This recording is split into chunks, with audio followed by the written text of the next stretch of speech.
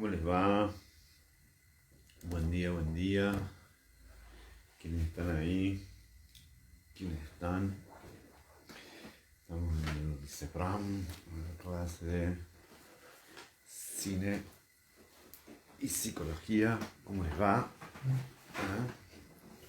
Aquí estamos, otra vez. Martes de otoño. Frito. Bueno. Vamos a esperar que lleguen algunas compañeras más. Hola. Voy a ver acá quiénes están conectados. Hola, tan lejos, mi nena, ¿cómo estás? Hola a todo el grupo. Mira, está para estar calentito, no sé cómo estará allá en el sur, para estar con una estufita, para estar acompañados de un poquito de calor porque está muy frío. Bueno, ya va llegando gente al aula. Está muy bueno eso.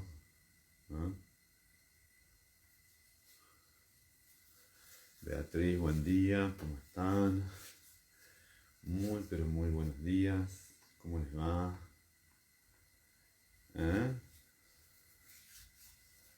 ¿Cómo les va?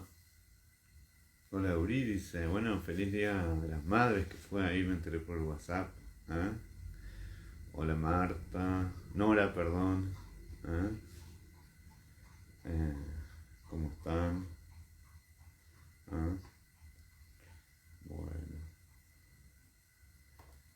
ya los estoy viendo.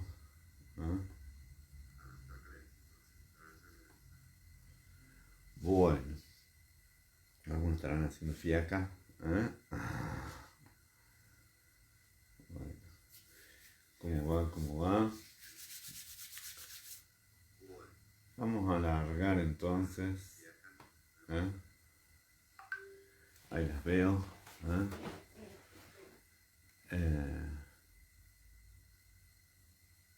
Aquí estamos otra vez.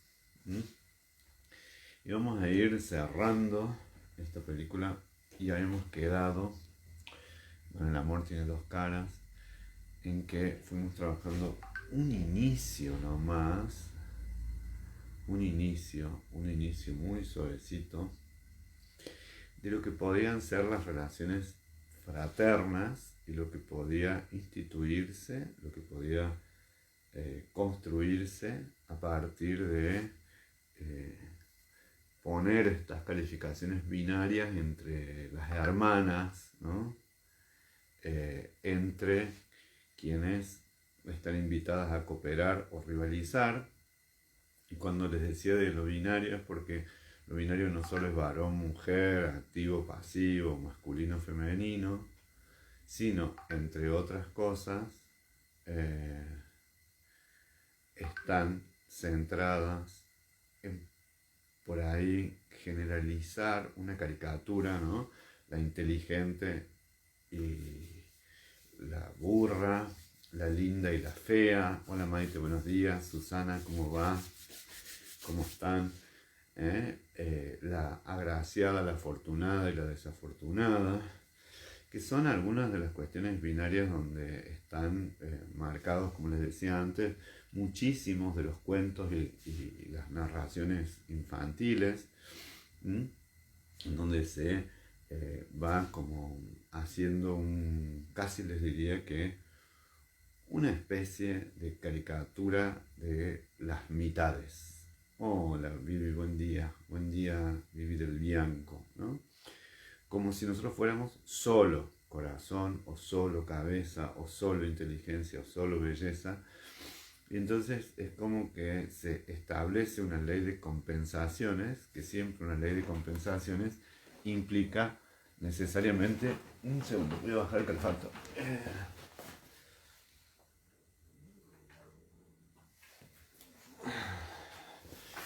Implica una pérdida, ¿no? Es decir, una ley de compensaciones quiere decir que hay algo, hola Liliana, hola Dorita, algo que no se tiene, entonces se compensa la fealdad con la inteligencia, se compensa la inteligencia con la falta de corazón, y particularmente en esta película está puesto, todo es binario, él es un varón que tiene dificultades de comunicación, él es varón y aburrido, ella es mujer y divertida, llegando contra la corriente.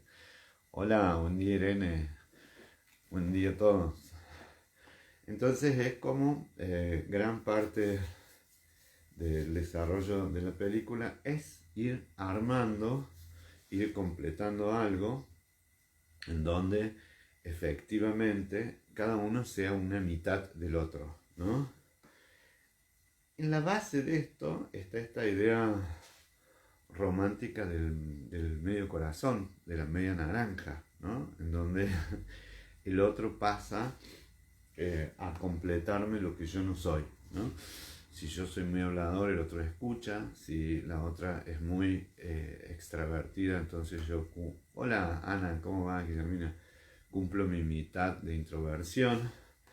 Por algo es lo de dos caras, ¿no? Entonces, que es un desafío un poco complicado, porque entonces le pido al otro que sea efectivamente esa falta o eso que me falta completar a mí. Esto, ¿qué es lo que trae? ¿No? Hay una escena bonita, yo se los voy poniendo porque si los pongo, tengo la posibilidad de verlo como minuto a minuto, que es justamente a la mitad de la película, a la hora y 17, donde hay un encuentro entre los tres. ¿Quiénes son estos tres? Claire, que es la hermana, Rose, que es la hermana menos agraciada, por decirlo así, y no me acuerdo el nombre del personaje, Pierre Brosnan, ¿no?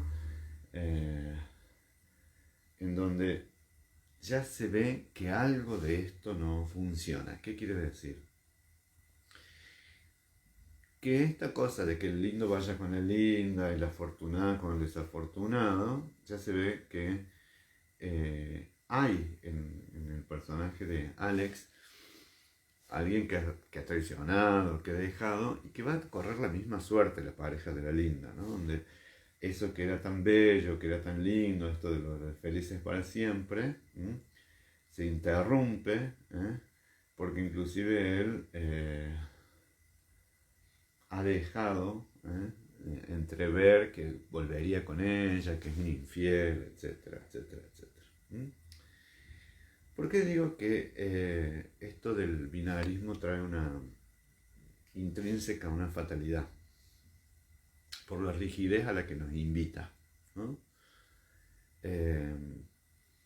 Si estoy con alguien que es muy frágil, el otro va a desarrollar la doble fortaleza. Hola China, hola Guille. La fortaleza que le es propia y la que necesita para complementarse con alguien definido como tan frágil. Pero además, en esta complementariedad, en esta rígida complementariedad, aparece algo que siempre es una tentación, digo, es una tentación por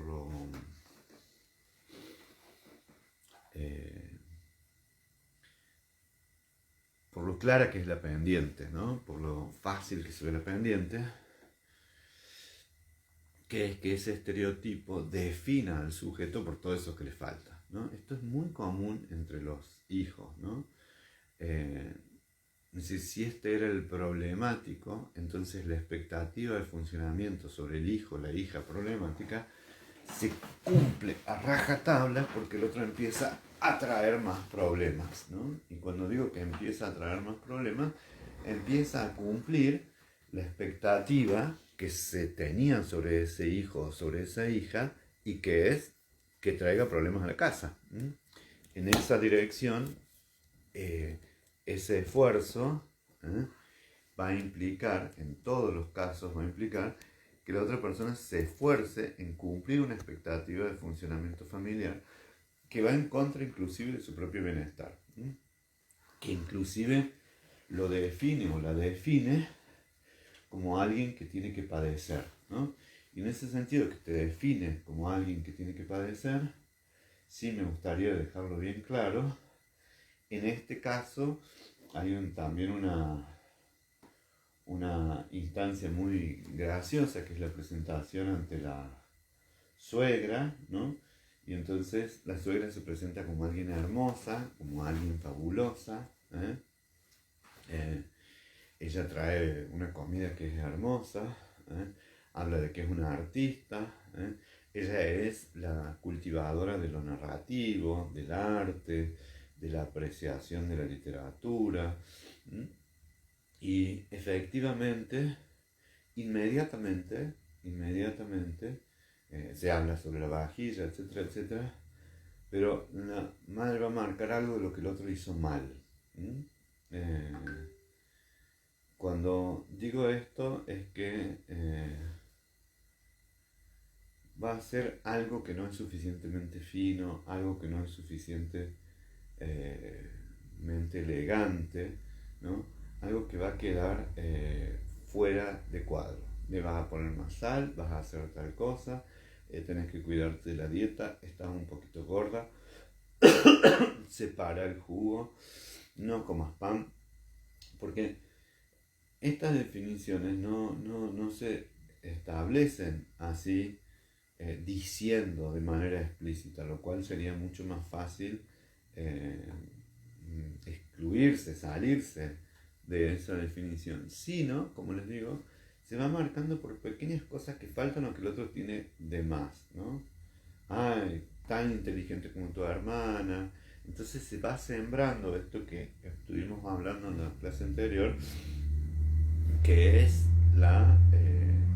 el binarismo fraterno, ¿no? En donde sale lo de la afortunada y la desafortunada, el agraciado y el desgraciado, el bueno o el malo, ¿no? En donde efectivamente hay que hacer un esfuerzo grande, ¿no? En términos psicológicos y en términos de desarrollo personal, para salirse de esa categorización, que en realidad es una definición dada por los padres. Lo que estoy haciendo acá es porque nos estamos saltando, ¿no? Para decirlo así, ya estamos en mayo, al tema que ustedes tenían en el programa. ¿Qué quiere decir esto? Yo les había dicho, y lo estoy repasando, que nosotros íbamos a ver, se los voy a, si puedo se los voy a copiar, en cine y psicología, digamos, algunas cuestiones sobre subjetividad, género y orientaciones sexuales, ¿no? Y lo primero eran estas construcciones que se van haciendo, y estas construcciones que se van haciendo son desde un lugar muy común que es las construcciones en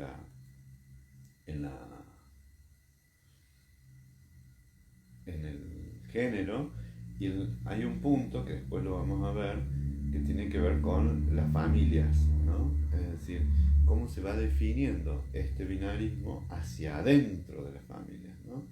Entonces, este binarismo siempre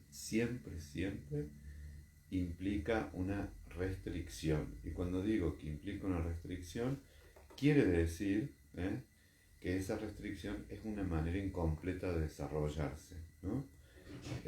Cuando digo que una manera incompleta de desarrollarse es porque efectivamente hay un concepto que estoy dejando subyacer, que es cierto grado de plenitud, ¿no? Es decir, uno a lo largo de la vida, hola María Luisa, ¿cómo va?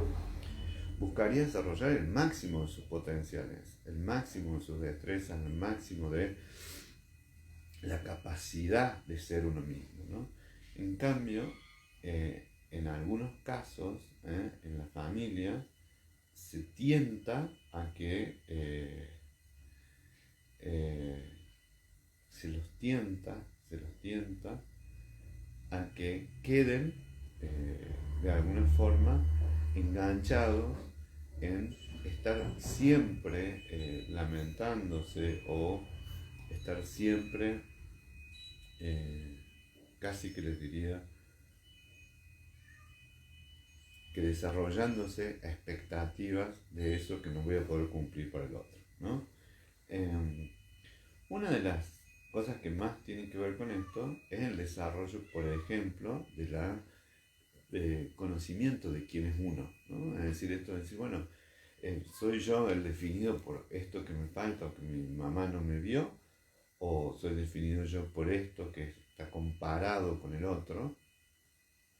en el cual no conozco, y se va atando a este punto algo que es muy importante, que tiene que ver, por ejemplo, con la sensualidad, con el erotismo, eh, con la manera de encontrarse con el otro, y eh, en ese punto ella entra en una trampa, que es esto de desarrollar el amor cortés, el amor eh,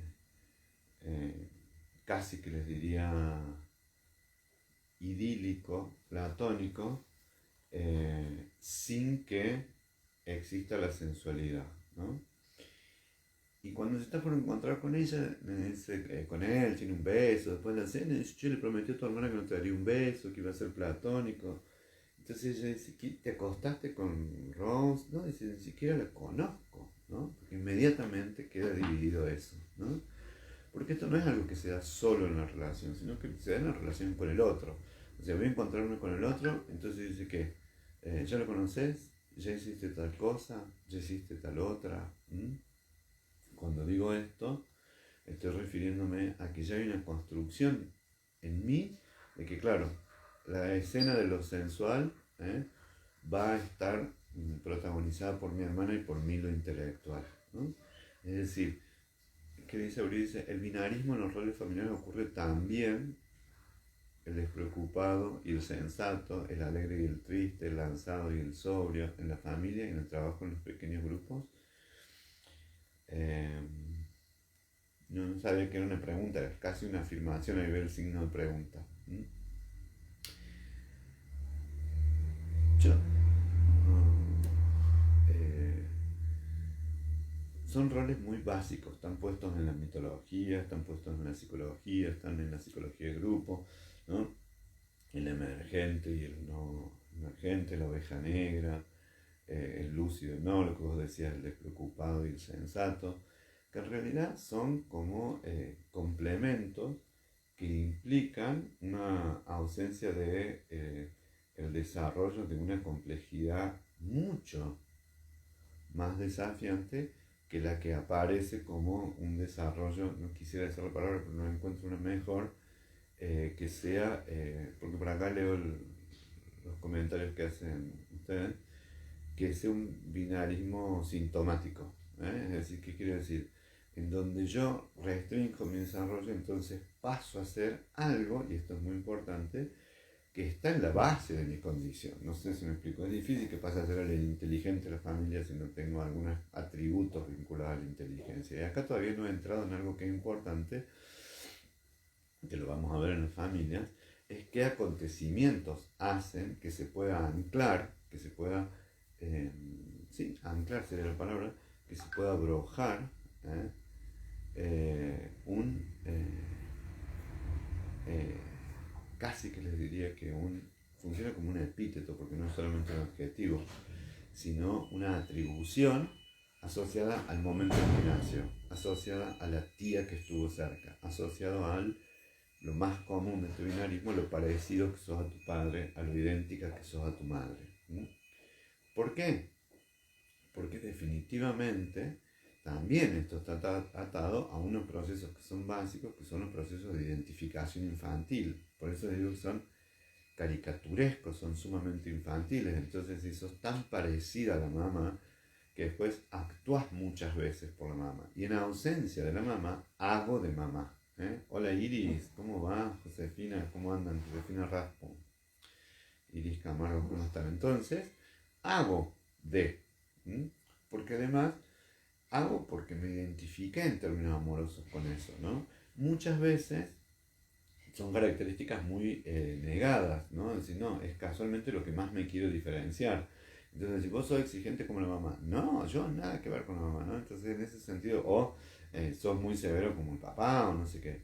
Entonces, en ese punto, es decir, suelen ser características muy negadas, ¿no? Y cuando digo que son características muy negadas, es que son las que están en lucha, ¿no? Por eso lo del binarismo tenía que ver con eso, ¿no? Eh, ¿Qué quiere decir con esto? No es que acá en esto lo voy a decir haya algo malo, ¿no? Es decir, es muy probable que quien le gusta la docencia desarrolle más los atributos docentes. Quien tenga características más vinculadas a, no sé, la belleza puede desarrollar algo en relación a eso, ¿no? El asunto es que en un punto algo tan importante como casarse, ¿no? Como, y una cosa, me ofrecieron casarme y el otro dice, ¿en serio? Como diciendo, si vos acá estabas dibujada que ibas a ser doña Rosita la soltera, ¿no? Es decir, si en tu casa estaba puesto que vos ibas a ser la, qué sé yo, fracasada del grupo. Entonces sorprende que esa realización tenga que ver con algo que no estaba puesto en la identidad de las personas, porque la identidad se construye a partir de la expectativa de los otros y de lo que yo voy respondiendo en relación eh, a eso que los otros esperan en él, ¿no? Inmediatamente, bueno, esto es un clásico, esta película, porque cuando ella le dice, me ofreció matrimonio, dice, él no me gusta, ¿no? Desconfío de él, me parece que no anda, ¿no? Es decir, eh, entonces, ahí viene algo que es interesante, que es las apuestas negativas respecto a eso. Voy a tomar la palabra de María Inés Largo. Dice, la madre, hermosa mujer y así reconocida por quienes la rodean, encuentra en su hija la menos agraciada un apoyo y una fuerza que no le da, digamos, la hija agraciada. Está interesante esta primera parte, vuelvo a leerlo con más tranquilidad. La madre, dice, hermosa mujer, eh, eh, eh, la madre, hermosa mujer, así reconocida por quienes la rodean, encuentra en su hija la menos agraciada, un apoyo y una fuerza que le da, digamos, su hija agraciada. Bueno, es que esa es la base, lo que dice Marinés, de lo que les decía de la complementariedad, ¿no? Por ahí hay un dicho español que es muy fiero, pero bueno, me parece que refleja la complejidad de ciertas narraciones, que dice, siempre se le pega al caballo que más tira. ¿Mm?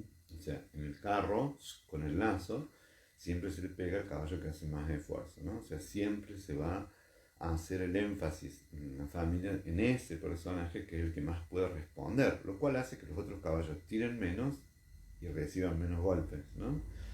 Entonces dice María Inés Largo, ver más. Y cuando Rose se casa y va de la casa, obra un cambio que la madre descubre la importancia de la compañía de la hija y reconoce su belleza, la preferencia del padre por ella y le da una foto de su niñez que es también un reconocimiento del valor de Rose, tal cual. O sea, le vamos a dar a Marinés Largo el lugar a la profe porque efectivamente hay un reencuentro con la madre en donde este binarismo, esta cosa polar,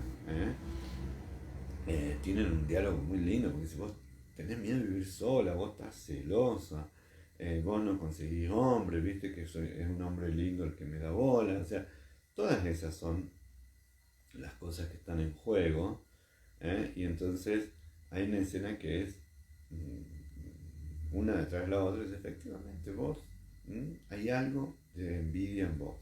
Y es muy difícil para las madres reconocer que hay ciertas madres que envidian a sus hijas, ¿no? Es como decir, no, yo como madre, ¿cómo voy a envidiar? O sea, y lo habitual es que no, que haya un vehículo, que haya una gran cantidad de amor puesto en ese vínculo y que en realidad no sea el contenido primario la envidia de una madre hacia su hija, ¿no? Sin embargo, hay algo que es muy importante, que es que en algunas tragedias se explicita que no solamente es que existe esa envidia, sino que muchas veces las madres anuncian acontecimientos desgraciados y provocan condiciones excepcionalmente dolorosas, ¿no? volviendo a la película, en lo que está hablando de Inés Largo, por supuesto que lo que va a estar en juego es la integridad, no sé si me explico, la integridad de la madre y de la hija, o sea, no va a haber nadie tan bella como la madre. Entonces, complementariamente, la hija, casi sin saberlo, ocupa ese rol de estar vestida de gris, de negro, con ropa grande, sacrificar su sensualidad, mostrarse, y es muy loco esto, ¿no? Es una comedia, pero ir a una boda que está explicitado que no habrá sexo, ¿no? Eso es interesante porque ese es el pase de comedia que tiene, o sea, si uno dice, nos vamos a casar y no vamos a tener el sexo, o nos casamos y nunca tuve sexo con mi marido, y dice, bueno, hay que anular ese matrimonio, no sé qué, pero acá parte del pacto es eso, y ella acepta, obviamente con la esperanza de que eso sea diferente, pero es curioso que eso sea parte del pacto, ¿no? Dice Eurídice, o sea, que vale la pena preguntarnos por de quiénes somos replicantes, con qué tipo de resonancia nos vinculamos. Eh, o sea, que vale la pena preguntarnos de quién somos replicantes, con qué tipo de resonancia nos vinculamos. Sí, yo creo que siempre vale la pena preguntarnos eso en la medida que vemos que nuestras eh, relaciones están muy restringidas, ¿no? Hay unas escenas muy bonitas en la película esta, en las que él vive en la computadora haciendo cosas de matemáticas, no sé qué, ella es la gran narradora y ella mira el mundo, ¿no? Están en el Central Park, muy romántico, se va creando ese escenario, ¿eh? Y ese escenario obviamente es un escenario de mucha sensualidad, ¿eh? Y se corta. ¿Por qué se corta? Porque efectivamente ella está deseosa de eso, porque se puede, se debe, se tiene que romper ese molde de expectativas de funcionamiento que nos hagan sufrir si efectivamente estamos en un lugar de sufrimiento o de inhibición. Si efectivamente nos toca ser siempre el que ayuda, si efectivamente nos toca ser siempre el que tiene que decir las cosas, si efectivamente nos toca ser siempre el que está mudo, si efectivamente nos toca ser siempre el que pierde, sí, hay que romper ese molde en términos de esta integridad que les digo, ¿no? Bueno, la peli es muy hermosa porque ella hace de todo para romper ese molde y es muy femenina en ese sentido y es un speech, digamos, muy femenino en el sentido de que ella hace todo para alejarse de ese cuerpo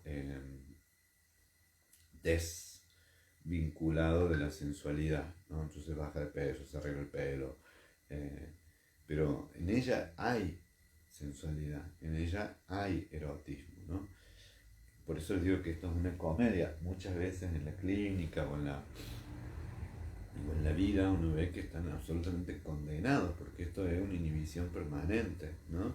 Entonces, la búsqueda de eso, bueno, se hace a través de formas muy disruptivas, ¿no?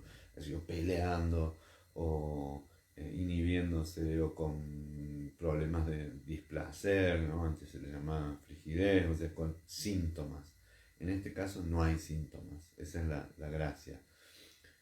¿Por qué? O ¿por qué decirlo? ¿Por qué lo muestra en la película? Porque está todo a la superficie, la conversación, o sea, no está en lo profundo del inconsciente, no está hecho en una huella en la cual no podemos salir adelante, ¿no? Que también hay que decirlo, suelen ser las grandes peleas y los grandes cismas familiares. O sea, yo con este hermano no me hablo, estamos en las antípodas, ¿no? Me recuerdo una paciente muy, muy envidiosa de sus hermanos, ¿no? Y tiene 60 y pico y sufre, y sufre, y sufre, y sufre, y sufre, y sufre, ¿no? En este caso ella genera todo un ambiente sensual, genera todo un ambiente amoroso, llega casi al clímax, ¿no? Entonces se interrumpe lo sexual porque el que tiene la inhibición naturalmente es él, y ahí ella se angustia, ¿no?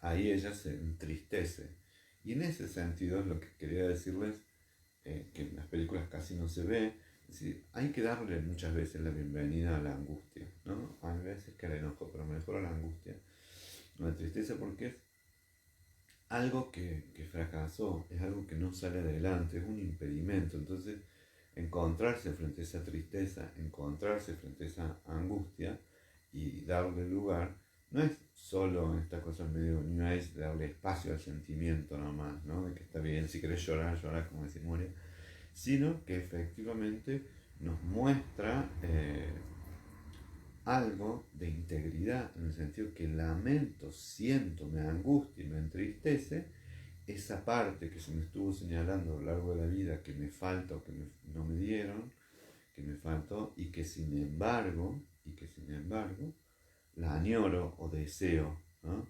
En ese sentido, no sé si hace referencia a la pregunta de Eurídice, quizás sí, dice con el tipo de resonancia que nos vinculamos, ¿no? Esto de la resonancia es que nadie vive absolutamente feliz si tiene que renunciar a algo tan importante en su vida como la vida amorosa o la sexualidad o el trabajo. Otra vez para el día del trabajo, una de mis hermanas manda una frase muy conocida que es de Freud, que se lo atribuye a un reportaje. Otro, Erickson, dice que se lo preguntó a él. Bueno, hay diferentes anécdotas de cómo llega. Pero dice, bueno, ¿cuál es el principio, el criterio de salud mental, de bienestar, de madurez? Dice, bueno, el amor y el trabajo, que uno trabaje y que uno tenga capacidad de amar, ¿no? Entonces, en esto, y ahí viene lo que es majestuoso en esta película por la simplicidad, hola Nilda, ¿cómo va? Es que ella accede a la institución matrimonial, pero de manera incompleta, ¿no?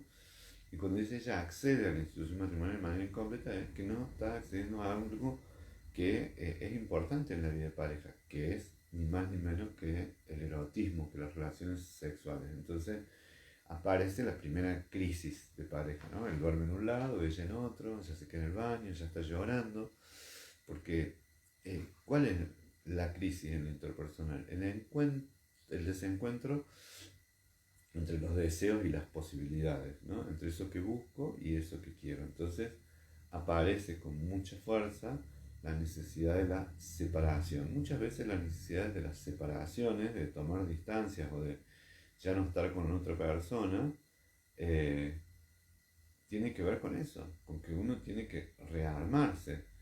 Entonces ella vuelve a la casa de su madre y se encuentra frente a qué? Frente al espejo, ¿no?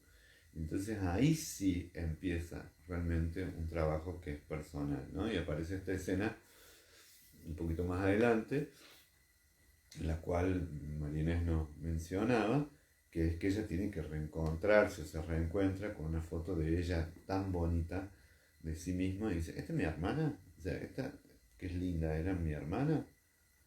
No, no, esta es su voz. Entonces ahí uno aparece que esto que les decía de quién es uno, no solo es quién es en el sentido real del término, sino también en el sentido de las cosas que se predicaron sobre nosotros, ¿no? Eh, lo que se dijo de nosotros, lo que se construyó de nosotros, lo que nosotros hemos acertado, ¿no? Eh, por supuesto que esa escena con la madre, yo te quedas a casa con este y te dije que te iba a ir mal y qué sé yo. Y la pregunta de ella, fíjense, la madre siempre es la misma, ¿no? Cuando yo era chiquita, ¿creías que eras linda? La madre no le dice, sí, hija, eras preciosa, era la luz de mi ojo. Dice, todos los bebés son lindos, ¿no? Esto es lo que muchas veces está en juego, que nosotros necesitamos reafirmación, ¿no? Necesitamos que otro, alguien tan importante como la madre, nos reafirme. La madre inclusive mete doblemente la pata y dice, mira, ¿y qué sirvió la belleza si tampoco le sirvió a tu hermana? O sea, lo que está diciendo es la belleza que yo tuve y que vos no, tampoco me sirvió, no le servirá a los otros. Sin embargo, ella está preguntando por lo que le falta, no si te va bien o no con eso. ¿Por qué? Porque todo el tiempo, en los recuerdos, ella le dice, me levantabas la nariz, me mirabas así. Es decir, el registro es que ella no era lo suficientemente linda, no era lo suficientemente bella. Y si nosotros tenemos el registro que no somos lo suficientemente buenos, no somos lo suficientemente lindos, no somos lo suficientemente amorosos, entonces efectivamente o nos haremos enormes esfuerzos por separarnos de eso, o nos negaremos esa dimensión como es el erotismo, ¿no? Por eso tiene una conversación con la mamá que le dice, che, ¿y cómo se siente ser hermosa? Que la gente se pare a mirarte, que te digan tal cosa, que te digan tal otra. Porque eso es el punto, es lo que a ella le falta, ¿no? ¿Qué sentís mirarte con tanta admiración? Y esto es lo que les decía, mirarte al espejo y verte bella, de que en parte lo que estamos viendo es la fundación de la envidia, de los celos. Si no me miran, si no me ven suficientemente bien, entonces voy a estar en un sufrimiento o en un anhelo. Y efectivamente, esta mujer mayor se parece, puede parecerse a muchas mujeres mayores, y que eso también es el sentido de clase. O sea, la pérdida de la lozanía de la juventud, de lo bueno de los buenos y de los años mozos, puede ser una afrenta terrible, puede ser una afrenta, perdón, terrible, porque siento que he perdido todo, ¿no? Es decir, que no tengo eso que tuve y que se fundaba en mí, que no tengo eso que tuve y se fundaba en mí. Entonces, ¿qué era? El reconocimiento de los otros, la mirada de los hombres, el que mi cuerpo fuera hermoso para otro. Entonces, eso sí puede ser una amenaza fuertísima. Cuando digo fuertísima, es una amenaza enorme de sostén psíquico, ¿no? Voy a leer otros comentarios. A ver. Dice, el miedo de él al erotismo, del cual era esclavo en sus relaciones anteriores y que no encontraba compañero, el gran logro de su relación con Rose. Sí, que puedan ser amados más allá de la cuestión erótica. La angustia de ese rechazo le hace descubrir en ella, que no veo. La angustia le hace descubrir en ella la sensualidad que tenía escondida y manifestaba su fuerza en esa capacidad de comunicarse y humor. Sí, estoy totalmente de acuerdo. O sea, hay dos o tres cosas que ahí son básicas, ¿no? Dice Eurídice, ¿no? No, perdón, es Mariana es largo. Voy a retomarlo desde acá. Eurídice dice, sí, claro, replicamos. Por clarificar el mandato de roles, pensé ayuda a pensar la diferencia de hermanos y el lugar dentro de los grupos. Sí, todo el tiempo. Si nosotros tuviéramos esa capacidad, y algo que no lo dije hasta ahora, es que ojalá tuviéramos esa capacidad de ver qué resonancias produce ese binarismo para no perder eso que se nos excluyó, de la belleza, de la inteligencia, de la bondad, vaya a saber qué. Pero además, para que la capacidad que sí se nos destaca no la vivamos como una obligación, no la vivamos como una exigencia, donde todas las veces tengo que hablar si soy conocido por el que facilita la palabra, todas las veces tengo que decir algo inteligente, o todas las veces tengo que ayudar, o todas las veces tengo que despotricar, o todas las veces tengo que criticar. Porque en realidad, si nosotros podemos reflexionar sobre eso, va a hacer que las actitudes más brillantes, más, cuando digo brillantes me refiero a coloridas, ¿no? Que destellen, brillen aún más, ¿no? Que yo las pueda integrar esas luces a mis sombras, ¿no? Con la norma. Entonces, eso sí es una apreciación que es fundamental, ¿no? Es decir, en la medida que yo reflexiono sobre ese binarismo impuesto, esa característica que se opacó, esa característica que se destacó como falta, sea integrada, y también esa que es propia, ¿no? Pueda empezar a fluir, no tanto como una obligación o como un mandato, como una compulsión, sino también como algo, como una herramienta del desarrollo de sí mismo, ¿no? Ahora sí voy a lo de Marinés Largo, disculpen. Dice, el miedo de él al erotismo, del cual era un esclavo en sus relaciones anteriores y no encontraba compañía. Bueno, nosotros vamos a hablar mucho del erotismo y las inhibiciones en el erotismo, ¿no? De las inhibiciones en la expresión del erotismo o de la búsqueda de lo sexual. Porque tiene que ver con el principio de identidad, ¿no? Tenerlo integrado. O sea, cómo uno se arregla, que, como decía Marinés Largo, otra la vi con unas zapatillas, con unos tacones, como dice. Es decir, tener integrado qué cosas me hacen más bellos, qué cosas agrada al otro, qué cosas me agradan a mí, porque el erotismo no es una construcción sencilla, el erotismo es una construcción, la transformación de eso que fue reprimido en algo que salta la represión y aparece transformado en algo que me excita o que mantiene el placer y que además es placentero para el otro. Entonces, es un desarrollo que obviamente tiene que haber sido acompañado desde muy pequeño con algo de ser mirado, por eso les digo, no ser envidiado, sino ser mirado de manera amorosa, ¿no? Entonces, el miedo es el principal enemigo del erotismo. Miedo a hacer el ridículo, miedo a que me quede demasiado sensual, miedo o ansiedad a que mi desempeño sexual no sea el que yo esperaba, miedo o ansiedad al encuentro íntimo. Entonces, ese miedo, ese temor siempre conspira contra la expresión, digamos, más completa de quién, de mí a través de mi erotismo y a través de mi cuerpo, ¿no? Hay muchas escenas, muchísimas en la película, en las cuales se ve que el erotismo es como una imposibilidad, ¿no? Ella aparece siempre de bata, aparece de patucones, de todo el tiempo ocultando el cuerpo. Y él distanciándose de algo que le iba muy bien, pero que le traía problemas. Porque el problema en él no es el erotismo, sino es la intimidad.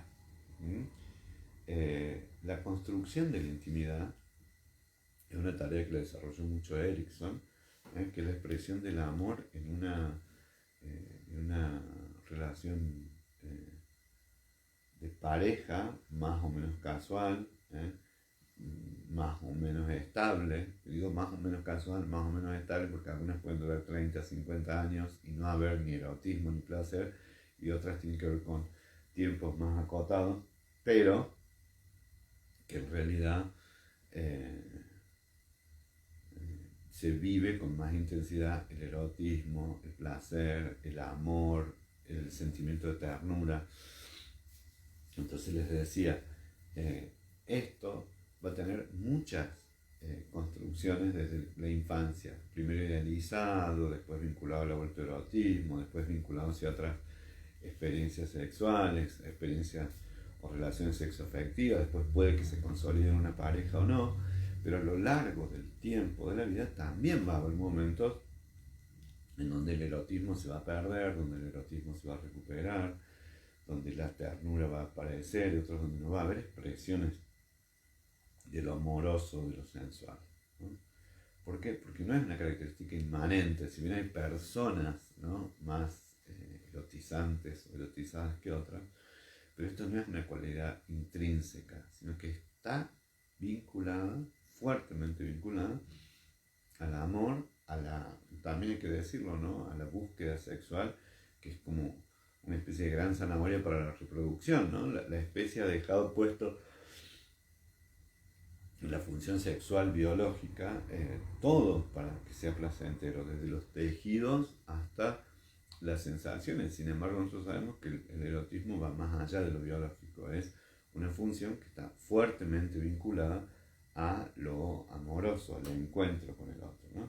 Entonces, toda la reconstrucción, toda la reconstrucción, toda esa reconstrucción tiene que ver con una construcción de uno mismo, ¿no? Esa escena a la que hacía mención Marinés Largo es que, dice, ella no es Claire.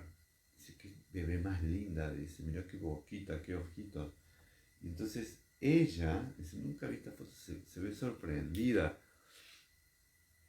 por ella misma, ¿no? O sea, acá es donde el espejo también tiene dos caras, ¿no? La edad produce extrañamientos. Cuando ustedes se miran en el espejo de las fotos viejas, ¿no? Van a descubrir, ¿este soy yo? Uy, mira la sonrisa que tenía. Uy, mira qué bonito que era. Mira qué tal cosa, ¿no? Entonces, porque hay algo que el tiempo se llevó, ¿eh? Y la otra, ¿no? Esto que les decía, que es contrastarse con algo esencial. La madre cuando le dice, tu padre te adoraba, no sentía lo mismo que por Claire, que por ti. Entonces ahí ella se sonríe, es igual a esta cosa que les digo del celo y de la envidia entre las hermanas, ¿no? No por algo, por ejemplo, en la Cenicienta, él es el viudo, por supuesto, y entonces el papá de la Cenicienta es el que la ama, pero no la protege. ¿Por qué? Porque entra la madrastra a rivalizar con la hija. Porque estas rivalidades entre las hermanas, la Cenicienta es un cuentazo para ver lo de la envidia. Son hermanas que no están agraciadas, son maleducadas, son abusivas, etc. Pero a su vez entre ellas se llevan mal. Pero la envidia más profunda la siente la madrastra respecto de la Cenicienta. ¿Por qué? Porque goza del amor del padre. Esta apreciación que hacía María Inés Largo sobre esa escena, es decir, muchas veces,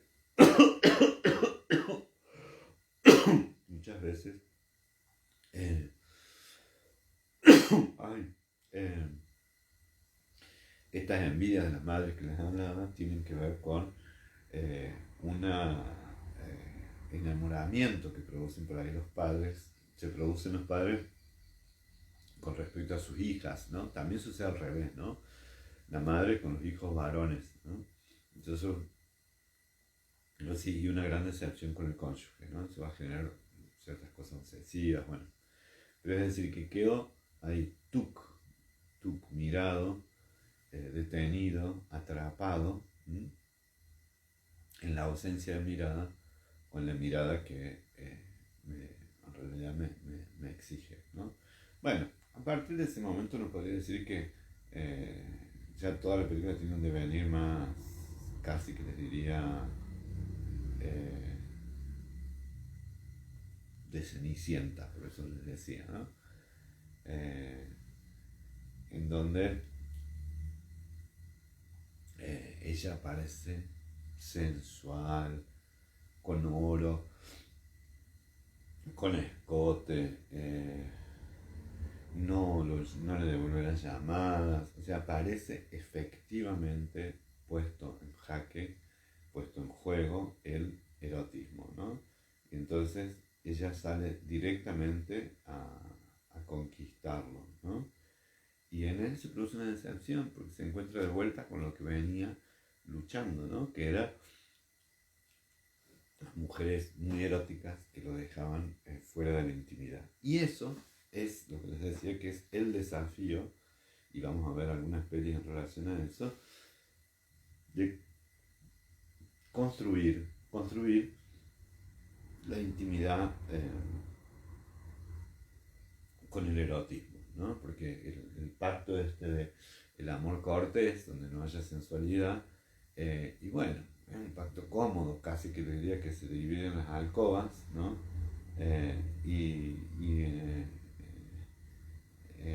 Y entonces se deslinda el afecto del erotismo, ¿no? Entonces se disocia, ¿no? Y ella responde, ¿no? Responde, es una teoría estúpida del sexo y el amor por un lado, de la lujuria y la otra, no hay ecuaciones, ¿no? Bueno, en eso que estamos diciendo es algo que en realidad es una demanda que es común. Si quiero sentir amor, pasión, lujuria, cursilería, etcétera, que todo esto venga eh, casi que les diría a desordenar El orden que Alex tenía escindido, ¿no? El erotismo por un lado y la vida amorosa como un imposible. Eh, eh, no Alex, Gregory, ¿no? Porque efectivamente la pareja solamente erótica y bella era la de la cuñada, la de Claire, ¿no? Entonces, ¿qué hay entre ellos? Hay ternura, hay amor, ¿no? Entonces dice, bueno, pero si se pierde el enamoramiento, ¿eh? Y esto es interesante, dice, el matrimonio puede durar mucho si no hay enamoramiento, y si no hay enamoramiento hay una amenaza, ¿no? Es interesante la postura esa, porque ¿qué quiere decir? Que se puede consagrar la institución matrimonial y luego desvincular el erotismo de la institución matrimonial. Es decir, se puede poner el acento en todo lo que el matrimonio requiere: sociedad, convivencia, intercambio, etc. Y aún así dejar el erotismo por fuera, ¿no? Y cuando digo dejar el erotismo es que ya no haya en el enamoramiento. Entonces, la postura de ella cuando vuelve a las lides, ¿no? Es que ella es reconocida por los alumnos, por él, por todos, por su hermana, ¿no? Que le dice que así ella está igual que el resto, ¿eh? Que dice, vas a pasar frente al espejo una hora mirándote, porque esto también, que viene del cuento de la Blancanieves, ¿no? De mirarte al espejo, mirarte al espejo, mirarte al espejo, decir quién es la más bella, hay alguien más bella que yo, etcétera, etcétera, tiene que ver con algo que es central, que es que no quedes atrapada como Narciso en el espejo, ¿no? Y no, porque en realidad, o sea, la mira con sorpresa y dice, la hermana linda dice, yo soy la atrapada por el espejo, ¿no? Y aparece algo que es muy femenino por lo tiránico, pero no quiere decir que sea solo de las mujeres, que es la amenaza de la edad, ¿no? Y entonces, efectivamente, entra de vuelta este personaje del cuñado que fue su amante, ¿no? Lindísimo, que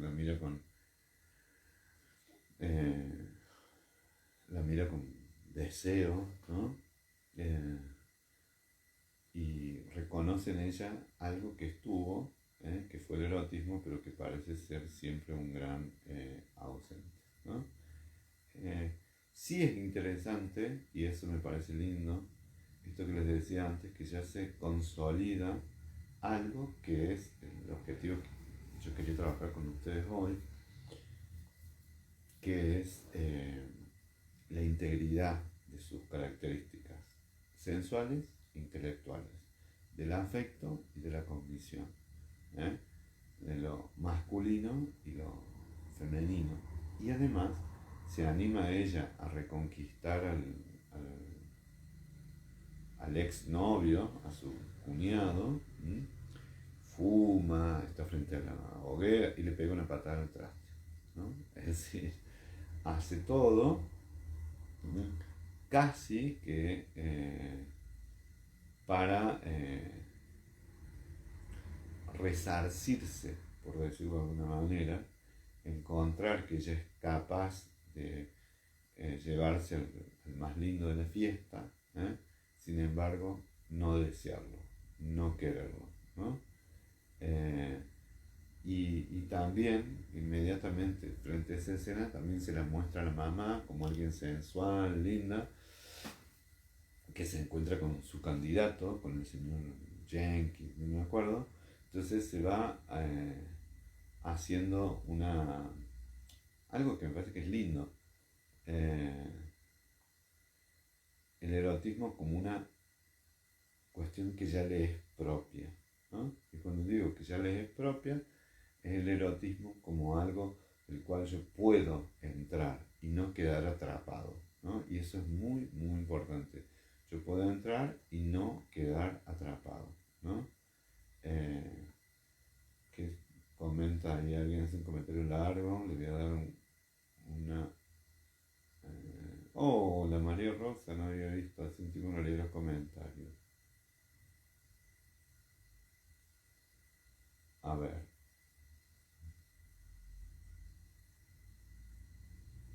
María Rosa, buen día, me parece que había quedado ahí.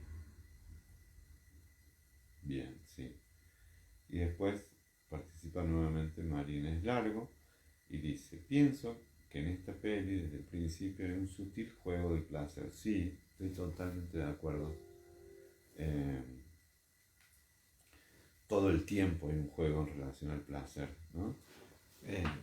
Porque de eso se trata, ¿no? Es decir, un movimiento en... dame un segundo, voy a poner la batería. Hay un juego en el cual es interesante, que es el acceso al placer, pero no como algo propio de una sola persona, sino como una conquista de la construcción de una pareja. O sea, la vida placentera no solo vinculado a lo intelectual, de lo cual ambos acceden, sino a construir algo en conjunto, ¿no? Y que yo estoy de acuerdo con vos, está en ella.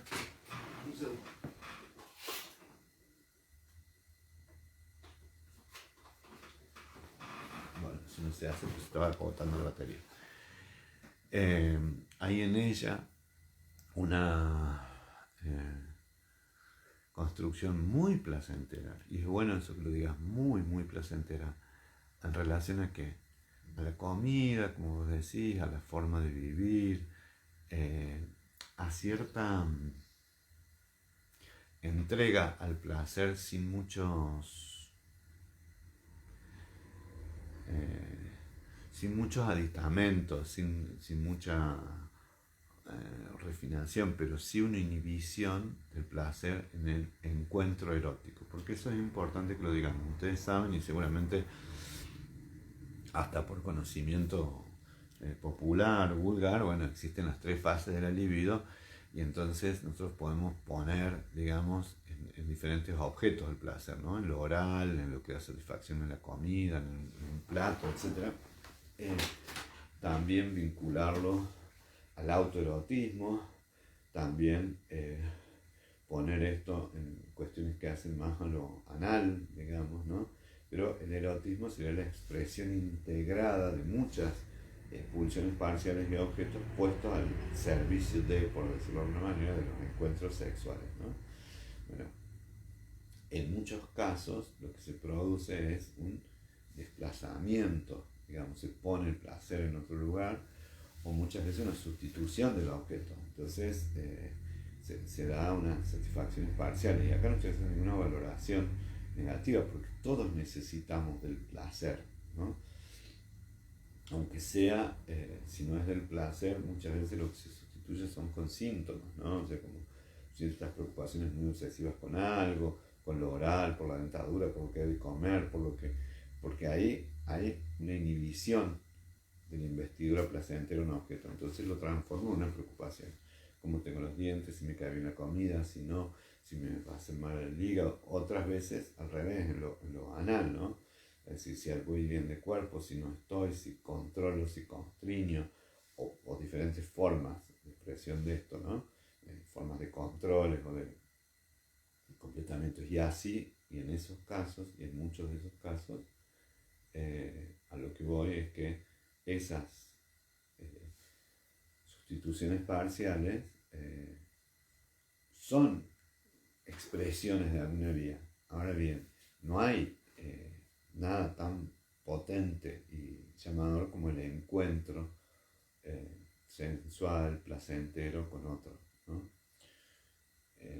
Entonces, en ese sentido, efectivamente se ve desde el inicio, de acuerdo con lo que dice Marina, de que hay 2 dificultades. Una es ello, que él tiene parejas muy sensuales, está con una chica preciosa, pero en el día después, en el momento después, tiene dificultades para intimar. Y él lee, erróneamente, después se lo va a caracterizar la novia, la esposa, en realidad, que el problema es lo sexual cuando entra en la ecuación. Y el problema no es lo sexual, el problema es la identidad vinculada a la intimidad. O sea, si en mí está puesto como que soy un gran satisfactor sexual y no tengo nada más que entregar, bueno, esa es la forma en que me voy a comportar.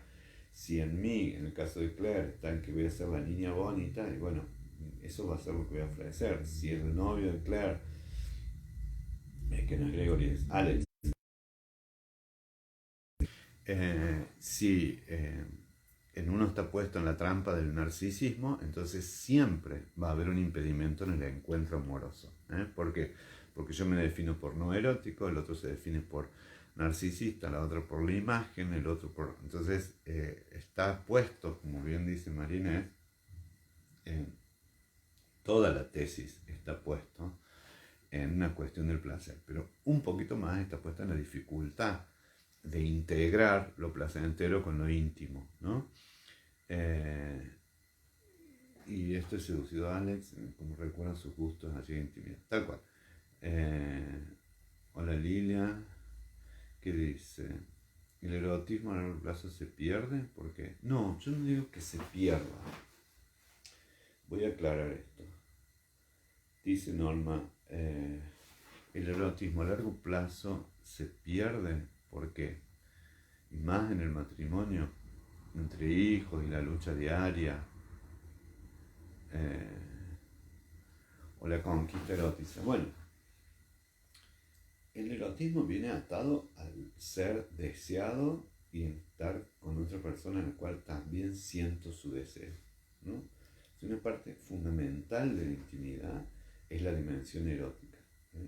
Hay unas dimensiones que son instrumentales, hacer cosas con los otros, que en esta pareja funciona, iban a comer, iban al teatro, hacían cosas, ¿no? Es decir, compartían cuestiones hasta mentales, los dos eran profesores de una universidad muy importante. Eso no es la dificultad. El asunto es que efectivamente sí el erotismo se ve amenazado por los hijos, por la rutina, por la lucha diaria, como vos decís, por la edad, en la medida en que efectivamente sienta que el envejecimiento del cuerpo es una amenaza para sentirme deseado por el otro, en la medida en que distraiga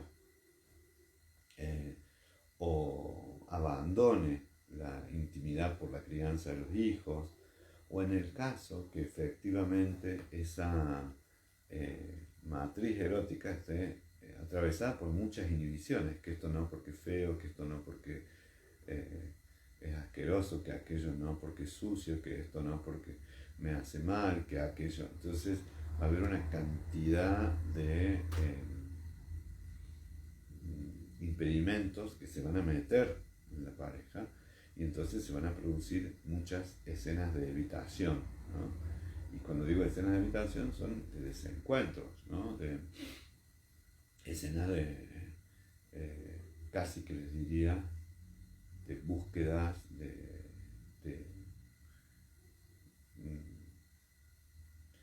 instancias de soledad compartida, ¿no? En donde efectivamente la conquista por supuesto que erotiza, pero cuando lo tengo asegurado, muchas veces es que doy para el afuera la señal de estar acompañado, pero no puedo construirlo para el adentro. Ahora bien, muchísimas parejas, muchísimas personas son capaces de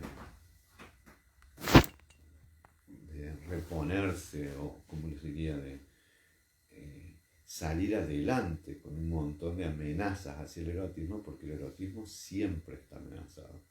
Y cuando digo que está amenazado, siempre es porque esa amenaza naturalmente tiene que ver con que además puede haber cuestiones de salud, puede haber cuestiones de dolor, algo del cuerpo, lo que está inscrito en el cuerpo, no lo simbólico, sino lo que es real, que dificulta esos encuentros sexuales. El dolor físico, la posibilidad de que me operen una pierna o la cadera o una mama. Y bueno, efectivamente hay que reponerse de esos dolores, de esas pérdidas y aún así acceder, ¿no?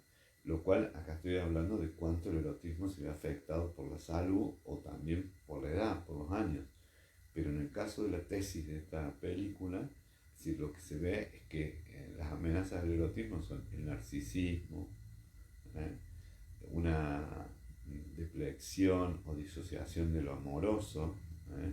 Es decir, donde uno se opone a lo otro, ¿eh? La casi les diría que fantasía de que protegerse de los embates del amor es inhibir el erotismo. Eso va a traer neurosis, ¿no? Es decir, si yo creo que por no involucrarme efectivamente estoy protegido, y bueno, me voy a vinagrar, me voy a hostilizar, me voy a poner jodido, más obsesivo, más controlador, más mal carácter, porque yo no puedo evitar el movimiento que el amor y el erotismo produce, que es un movimiento desorganizante, que es un movimiento altamente, casi que les diría que altamente eh, eh, convulsionante, ¿no? Mueve, trae conflicto, que te esperé, que no viniste, que querías que estuvieras, bueno, pero a su vez trae una cantidad enorme de registros placenteros. Entonces hay veces que por dolor, por resentimientos, por dificultades en la intimidad, por dificultades en la autoestima, porque siento que no soy lo suficientemente lindo, lo suficientemente capaz, lo suficientemente amoroso, entonces me inhibo. Pensando, que esta es la tesis de Gregory, que esto me va a salvar de los problemas. Y él, le guste o no, se termina enamorando, termina sufriendo esto que va al aeropuerto, llama por teléfono, que no estás, que dónde vas. Es decir, termina amargadamente sufriendo la ausencia, ¿no? Porque esto no se gobierna tan fácilmente. Cuando digo no se gobierna es que no resulta tan sencillo verlo. De hecho, el final, los últimos minutos de la película, él se junta con un amigo, bueno, y todo le dice, mira, esta tesis no da y hay que reconquistarla, ¿no? Y se produce este encuentro romántico, ¿no? Que todas, como misma ella dice, todas las películas y las historias de amor terminan acá, en el reencuentro amoroso, y nos dicen cómo siguen. Esta es una tesis a la inversa. Primero empieza la vida en pareja y después se reencuentran. Se besan, se ven en la calle, salen del edificio. Y hablan y dicen que se quieren, se confiesan el amor. Y ella dice, bueno, tendría que estar escuchándose los sonidos de las trompetas, los violines, la música, y para y escucha, y dice, bueno, ese sería el sonido que tendría que acompañar a la emoción, porque lo que no se puede controlar tan fácilmente es la emoción, y es bueno que no la controlemos, ¿no? Más bien dejar, ¿no? Entonces él la redefine como alguien sensual, la vuelve a poner como alguien deseable. Él cree también que está con el otro, con el cuñado, ¿no? Porque la madre usa el mecanismo más inteligente, ¿no? Que pone el tercero en cuestión.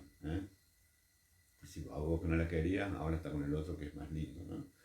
Porque esto funciona, muchas veces funciona, ¿no? Saber que el otro está con otro, que la otra persona está con otro, entonces decís, ¡wow!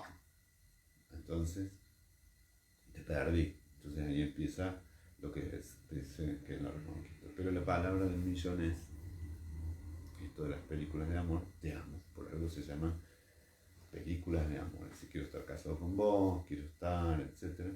Bueno, eso ahí empieza, digamos, o donde termina la película empieza el desafío de la interacción íntima con otra persona, ¿no? Él sufre hasta síntomas físicos, ¿no? Y empiezan esas promesas que son muy importantes que se hagan, aunque muchas veces uno no sabe si se puede cumplir. Dice, yo te amo, que estemos juntos. y dice algo de ella que a mí me interesa mucho: voy a engordar, esta belleza se va a caer cuando envejezca, y ese creo que es, en dirección a lo que preguntaba Norma Reano, eh, el gran desafío del erotismo, el sostenimiento del erotismo a lo largo de toda la vida. Porque el erotismo no acusa recibo de los años, el cuerpo sí, ¿no? Uno tiene más panza, está más gordo, se cae, uno ve y reconoce que los cuerpos son distintos, ¿no? Y está lejísimo de lo que se entiende de manera masiva y hegemónica como erótico, que son cuerpos jóvenes, espaldas grandes, buenos pechos, de qué sé yo, lo que cada uno va a descubrir como lo que es erótico. Pero el cuerpo envejece, pero nuestra sensación de placer no envejece, nuestra búsqueda de placer no envejece. Nosotros, nuestra propia imagen no envejece para nosotros mismos. Cuando uno lo toca, cuando uno siente el placer, por otro, uno no se siente ni joven ni viejo, sino que se conecta con el placer. Y cuando digo se conecta con el placer, es que aparece algo donde el envejecimiento no afecta el erotismo, afecta a la persona que no se anima a sentir o a vivir eso, porque se ve, como decía un personaje que desarrollaba Chino Zorrilla en una película muy bonita que se llama Beso en la frente. Dice: soy una chica de 15 atrapada en un cuerpo de 80, ¿no? Es decir, el cuerpo dicta y manda una cantidad de impedimentos, de limitaciones y de posibilidades también, hay que decirlo. Ahora bien, esto tiene que ver, y en esto también, lo que dice Norma, dice: el 80% de las mujeres lo pierden, no así el hombre. Bueno, sí, no sé si es el 80%, pero sí hay que decirlo. En esto les decía del discurso de género, porque yo empecé con eso.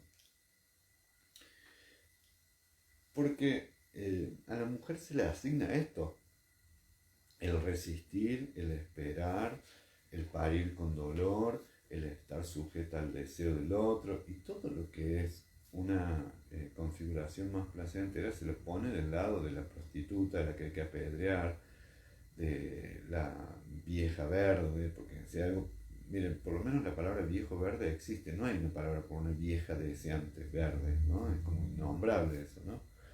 Entonces, obviamente que el erotismo, como dice Marina, es largo, evoluciona, se transforma con la edad, totalmente, hasta se adapta a las cuestiones físicas. ¿En qué personas? En aquellas personas que se permiten vivirlo, sentirlo, eh, construirlo también, porque también es una construcción del erotismo cuando la edad me amenaza, también es una construcción, ¿no? Y sí es cierto que la explosión de la juventud que dice Marina es largo, es como una alarma, un despertador. La juventud per se está atada al erotismo. No quiere decir que siempre encuentre satisfacción. Hay muchas personas muy jóvenes que sufren mucho, muy neuróticas y que se entregan poco al placer, ¿no? Pero uno diría que la edad de la juventud y el erotismo ya la cultura la tiene asociada, no a la vejez y el erotismo. Por lo cual, el envejecimiento implica que eso se vive como natural, ¿no? Marina Herrera dice: no, que la explosión de la juventud deriva de encender la hoguera y mantener el leño a leño. Sí, yo estoy de acuerdo. O sea, esta metáfora me parece genial. Hay que ponerle leña al fuego, todo el tiempo. ¿Pero a través de qué? De diferentes actos, ¿no? De actos presexuales, casi que les diría, o de pre-eróticos, ¿no? Pero el 80% es el que hace referencia Norma Beatriz Reano, es muchas veces porque respondemos de manera directa a las expectativas que se generan en relación al género, valga la redundancia, y a la edad. Entonces, si sos mujer, ya no, y si sos mujer y grande, menos aún, ¿no? Entonces, si sos mujer dentro del matrimonio, olvídate. Si sos soltera, sos la infeliz, ¿no? Porque esas son todas las definiciones que estamos viendo. Entonces hay que romper estos estereotipos, lo cual no es sencillo, porque no es que yo digo esto no es cierto, sino que construyo en mi vida una manera de vivir el placer a pesar de los años y a pesar del discurso hegemónico de la propaganda que asocia siempre la publicidad de la juventud es el erotismo y la publicidad del erotismo es la juventud, o sea, como que son dos cosas unidas, ¿no? ¿Es una construcción? Sí. ¿Es una construcción que siempre tiene éxito? No, muchas veces no. Otras veces las personas son altamente eróticas y están solas, entonces solo les queda el autoerotismo, digamos, porque no se encuentran con otro, ¿no? A ver qué dicen, que me perdí en los comentarios. Y sin gauchitas dicen. Eso de la China no se refiere solo al erotismo, no nos damos cuenta de la edad si no nos miramos al espejo. Bueno, es que es así. Por eso es que la película no se llama de manera equivocada. El espejo tiene dos caras, ¿no? Es decir, si uno se siente bien, y etcétera, etcétera, el registro que tiene muchas veces no coincide con la otra cara del espejo, que es la que muestra nuestros cuerpos, ¿no? Y nuestros cuerpos, por ahí, si los vemos poco eróticos, es quizás también porque están afectados por una vara muy alta, ¿no? Por una cosa muy erótica. Por eso es lindo que el amante, el esposo, la esposa, la amante, lo que tengan, ¿no? Devuelvan y decir yo te quiero como sos, me gustas así, etcétera, etcétera. Por eso cuando no nos miran, nos dejan de mirar, ahí aparecen las crisis, ¿no? Bueno, las crisis también traen la falta de mirada. A veces la alegría, las ganas de bailar y los proyectos nos hacen creer que los años han pasado, que los años no han pasado, ¿no? Eh, sí, sí, tal cual. Bueno, y Norman contesta, dice, te entiendo, pero el erotismo es impredecible. Sí, es impredecible, pero me animaría a decir que no tanto. Hay muchas formas de seguir construyendo erotismo, ¿no? Si la más importante, creo, es que el amor, o sea, si a uno lo quieren, si yo quiero, bueno, encuentro la forma. Pero hay que decirlo que el amor no es la garantía del erotismo. Yo puedo querer mucho a alguien y la escena final y no sentir la música, o, se los voy a poner ahí un poquito,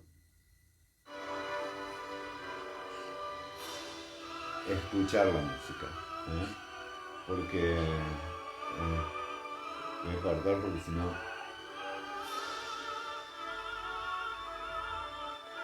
y termina con un beso. Bueno, es una película de amor preciosa, ¿eh? Poner la música que acompañe el erotismo, eso depende de nosotros. En este caso lo pone el vecino, que es como cómplice, que es el que canta, ¿eh? Y además hay que decir que efectivamente estamos con una directora que es música y que es cantante, ¿no? Bueno, les decía antes que eh, esta es una comedia preciosa. Hay un bonus track que decimos con Graciela Reano, que es muy bonito, que es Los Años Felices, hay una música de Los Años Felices. Pero vamos a entrar ahora sí ya en la próxima con El Príncipe de las Mareas.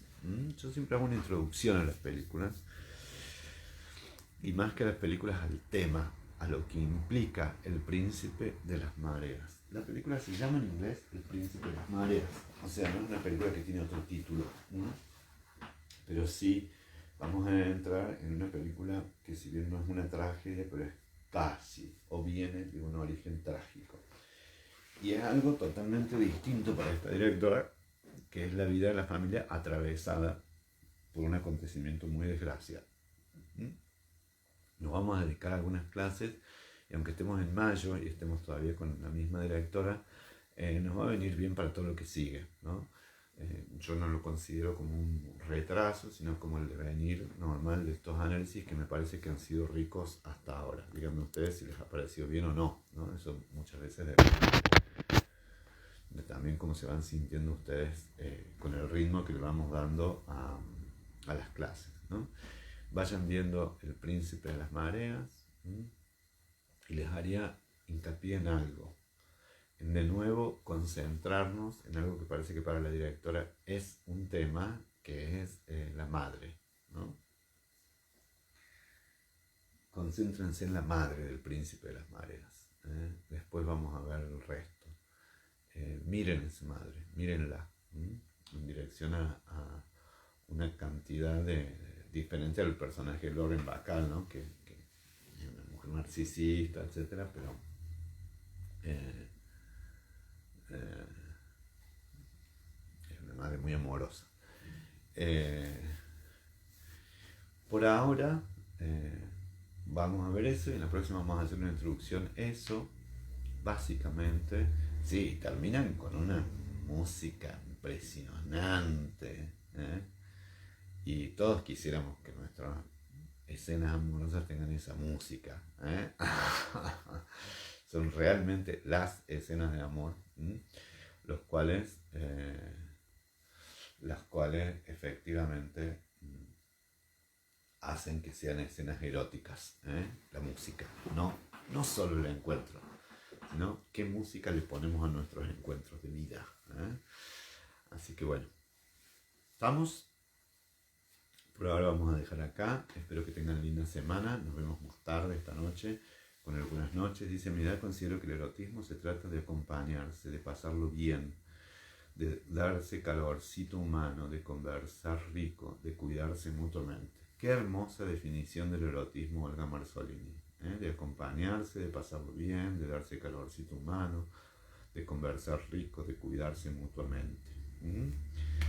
Bueno, qué suerte que la vamos a ver. Sí, ya la habíamos visto, la película es hace muchísimos años, no sé con quiénes, pero la vamos a ver. Bueno, hablando de calorcito, que sea bueno el día, que tengan, el sol está precioso, que tengan muy lindo día. Y mucha suerte. Nos vemos. Chao.